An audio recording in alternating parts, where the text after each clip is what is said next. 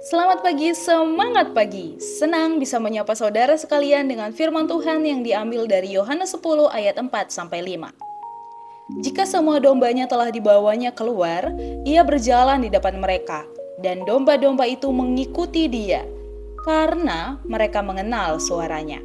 Tetapi seorang asing pasti tidak mereka ikuti, malah mereka lari daripadanya, karena suara orang-orang asing tidak mereka kenal.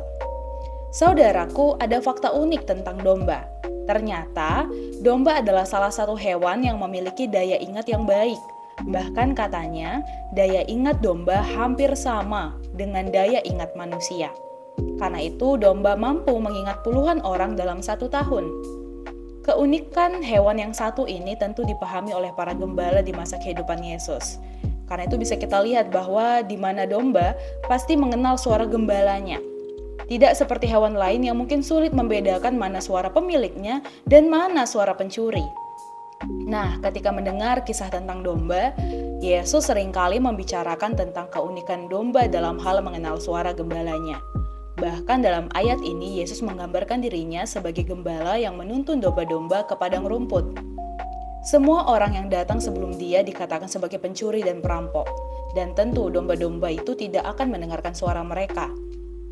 Saudaraku, kisah ini menyadarkan saya bahwa betapa pentingnya pengenalan dalam sebuah relasi. Mengenal adalah hal yang penting dalam membangun relasi. Bukankah domba yang mengenal suara yang benar akan mendapatkan rumput yang segar? Sedangkan domba yang salah mengenal suara sangat mungkin masuk ke dalam perangkap si jahat.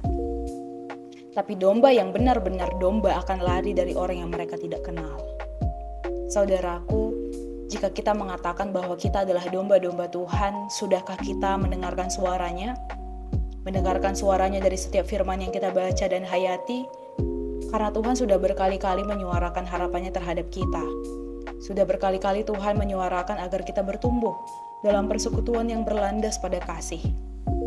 Tuhan sudah bersuara dari masa ke masa. Sudahkah kita mendengarnya?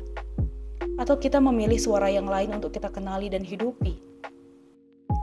Seperti para domba yang mengenal gembalanya, mari kita terus belajar mengenal suara Tuhan dalam setiap firman yang kita baca, yang kita dengar, dan yang kita renungkan.